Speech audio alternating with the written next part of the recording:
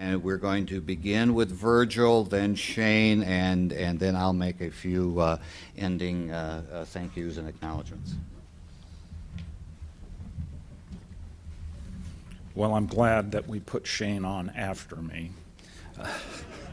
I think we all know and appreciate the information that we've received from all of the folks that have participated here. But certainly I have been captivated by Shane's ideas and what he's communicated, so I'm anxious to hear his wrap-up as well. What I will tell you is this summit has accomplished what I had hoped it would. It became apparent yesterday as you rotated around the tables that the greater need of conservation of all wildlife took the right position.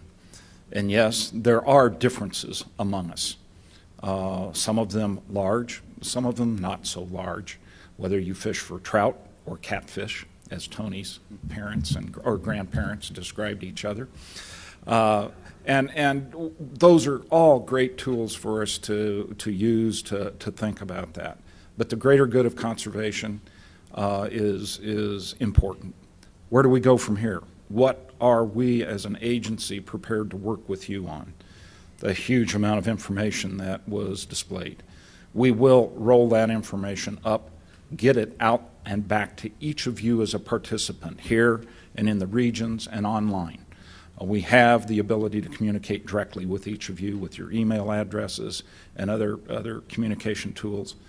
We're going to work with Shane. One of the commitments that Shane asked from us as part of his participation here was being able to write down and develop a white paper or a summary document of this, and as put, where are we going to use this to move forward? That will be another piece of the communication tool beyond rolling up all of the information from the cafe. And we're going to do that in real time. I'll give the staff a chance to catch their breath, but we're not going to let this stuff set. After we're done here today at noon, we're going to spend the afternoon downloading so we can capture our own thoughts from this. I believe that in the relatively near future, we need to get back together and we need to capture this energy in terms of the discussions of what are, as Shane put it, the instruments or vehicles that we're going to use to move forward with getting the resources needed to achieve everything that you reinforced with the clicker polls and the cafe. Obviously, much like the compass, it's a very broad base of expectations of the state government and our agency in meeting your conservation needs for wildlife in this state. I'm excited about that. I truly am. But I'm also humbled by the fact that the resources to accomplish that are going to be challenged as we try to continue all of the things that are valuable to you. I hope that we can capture the energy and capture your energy and your commitment to help us as we move forward with this.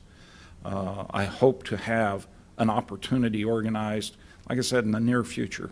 Frankly, I would like to have that opportunity to bring people together before the next legislative session. Whether we can pull that off or not, I don't know. My staff rolls their eyes back and cautions me on my abilities to do that. But I would like to carry some of this message to the legislature this next year. We have legislators here and in the regions listening in, but I would like to carry this message of this group to them, and so I would like to have the opportunity to refine it and bring it forward. We're not proposing action. We're not asking for legislation, but certainly as an awareness to the commitment of the public of this state for conservation of wildlife resources. I think it's some of my responsibility, having brought you here, to try to communicate that to the ultimate policy-making body of the state. And I will do that. That's my commitment to you. Then after the legislative session, I believe we're going to have to get together again and decide how strong do we feel about carrying some of these issues forward. Are we committed and capable of mounting the support necessary to bring those to fruition? And that, at some point, though, we can help organize that, but it's the energy and the commitment of everyone here, out in the region, out there in cyberspace, on the internet, to come together with the energy necessary to carry this forward. We'll help, but we can't do it all for you. It's a commitment we have to make as a society to move that forward. That is here. I see that. That is what I believed about Idaho when I saw the survey come in a couple of weeks ago that we've shared with you, as I've seen your results and you've seen your results up here from the polling. That's there. Do we have divisive issues to deal with? Absolutely. Do we have hunting and fishing and traditional management issues that we're going to deal with? Absolutely. And we're going to continue to work on those regardless. But this larger effort to better our future is one that is going to take some additional effort on all of our parts to get beyond those differences. I'm going to set Shane up here a little bit for his final wrap-up, in that in an email communication and some of the going back and forth with Shane, one of the nuggets of knowledge he imparted on me was, as we were discussing what we're going to try to do here, and it came out in the questions, is a lot of our differences are focused on how we manage the wildlife resources there, how we go about getting the population numbers set, how we're going to actually utilize that hunting season or wildlife viewing or fishing season opportunity. But more importantly, we got to be sure we don't confuse that difference that we have in how we want to manage with our commitment for larger scale conservation. It was something that I realized intellectually, but never did I see it captured as well as Shane did in that short email message to us as we were discussing the summit. With that, I want to thank everybody for your efforts. I especially want to thank the Idaho Department of Fish and Game staff. I want to thank our financial contributors, because, frankly, we wouldn't be here without either of those groups.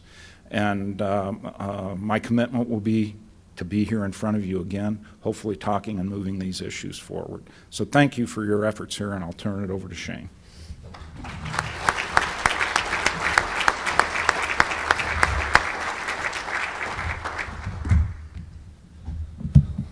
Thanks, Virgil, very much. There is a creature, I suppose, in mythology, Sisyphus, who is condemned to rolling a large stone up a steep incline. And he repeatedly gets this stone to the very edge, but it always falls back. And so for all time, he is condemned to this position of sort of traction, but always in the absence of success. I believe that the United States of America and Canada, within the continental framework of conservation that we have achieved, have the best opportunity of any place in the world to secure a future for wildlife in the long term. This is because of the long-standing commitment of our nations. It is because of the institutions that are time-tested and productive. It's because of the fact that we have managed, despite the massive changes that have taken place in both countries over the last hundreds of years, that we still have extensive areas of land, wild, clean, and we still have a citizenry for whom wildlife does matter. If this is true, which I believe most people in the world do believe is true, then you in this state are especially fortunate and have special reasons to believe you can succeed. You have everything that you need to bring success to this program. Everything.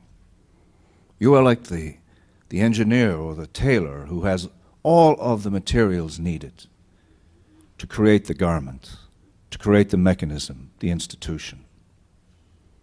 And that means you have every reason to believe you can succeed. It may also mean you have very little reason not to try.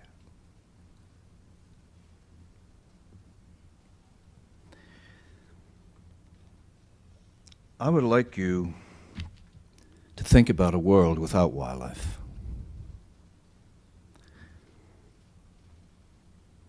And I'd like you to ask yourself, where do you think we would place, in terms of importance, some of the debates we now have amongst ourselves because we have the abundant wildlife we have?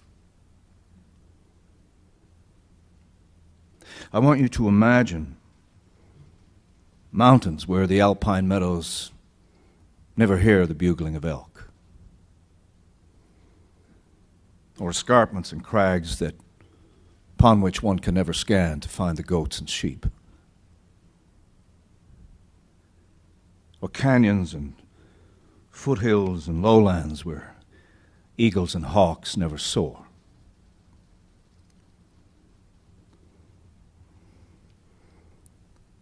Imagine rivers that run clear, but you never see the sudden rush of dark backs, or the flash of silver sides, or the swirl in the ink-black pools.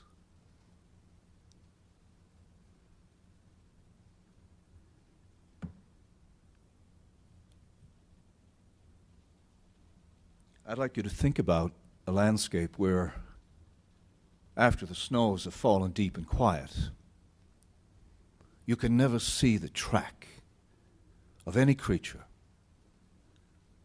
That moment that inspires us to wonder about their elusive and incredible lives, just on the basis of their footprints in snow. And what if no birds sang? If we were to see such a world, how important do you think are debates over carnivores, or who funds the mechanism, or how much this group or that group should have influence? How important do you think they would be? And how desperately would we wish that we had not fought over those things, but instead had worked to keep the wild others with us.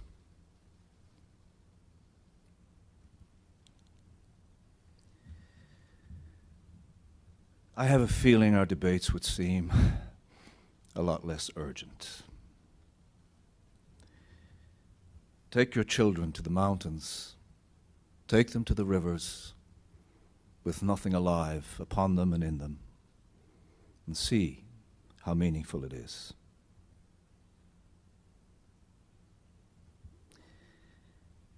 So I think we should commit ourselves as nations, and I think you should commit yourselves, as you have in this process, to continuing whatever it is that we must do to ensure that this never happens.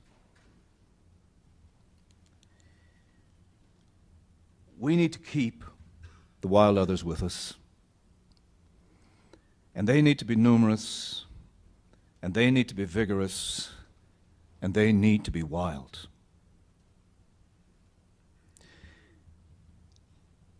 And if we manage to do that,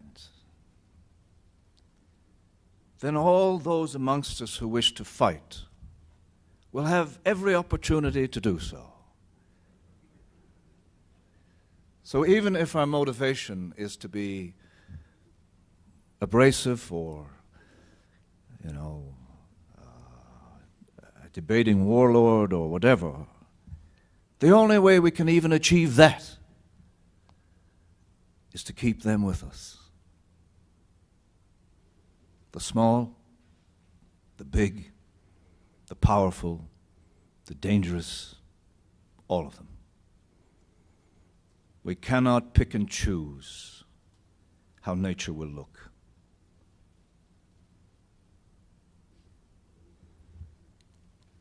So I encourage you to stay engaged. And remember that there is an unbroken line between what you are doing here and those giants that we so look up to. Maybe Theodore Roosevelt had the opportunity to do some things that none of us in this room will have the chance to do. But was he the only American citizen who harbored deep passion for wildlife and deep commitment? Absolutely not. Was his passion greater, more expansive, more intelligent than any other American citizen? Absolutely not. Are there people in this room with every bit as much belief, passion, and commitment to it as he had? I believe there are. And who would he have been if he had not had this nation to inspire him? When the Europeans came to America when he was in power, they said, Mr. Roosevelt is not the president of America, he is America. The pathway that your agency and you have now embarked upon is a pathway to the future for the conservation of wildlife, and I am absolutely convinced, beyond a shadow of a doubt, that if this process is not in some form or fashion emulated in every state and every province and at the national levels of our two countries, we are going to see a drastic loss in the diversity and opportunity with respect to wildlife on this continent in a relatively short period of time.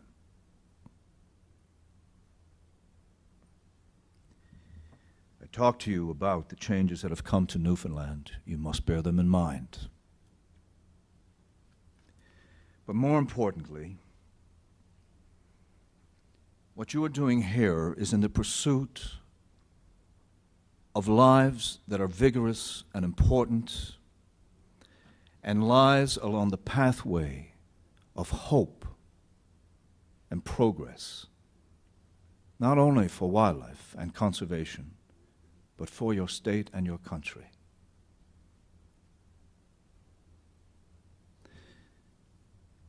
And there is no nobler, greater, better purpose to put your life towards than that. If you ever feel that there is no practical reason to continue, just remember that the preservation of wild beauty is enough justification for every single thing you do. I promise you that I will be carrying this experience to a great many people in your country, in my country, and around the world. Whatever you do, don't falter, because this is not a world of myth. We can move that stone up over that edge. We proved it before, and we can do it again.